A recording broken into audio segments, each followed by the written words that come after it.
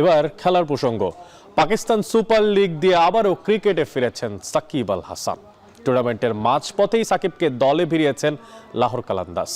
ভারত পাকিস্তান সংঘাতে স্থগিত হয়ে যায় পিএসএল এর আসর।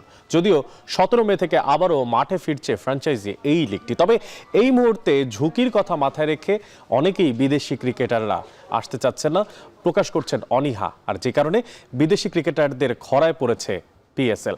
গুঞ্জন আছে বিদেশি ক্রিকেটার আনতে আবারও প্লেয়ার্স ড্রাফটও করতে হতে পারে ম্যানেজমেন্ট কমিটিকে। এদিকে আসরটিতে এর আগে মোট 14টি ম্যাচ খেলেছেন সাকিব আল হাসান, যার অভিষেক হয়েছিল 2016 সালে। আর সবকিছু ঠিক থাকলে দীর্ঘ 6 মাস পর মাঠে ফিরবেন টাইগারদের সাবেক এই অধিনায়ক।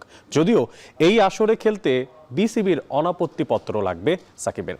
এনওসি পেলেই খেলার সুযোগ পাবেন তিনি।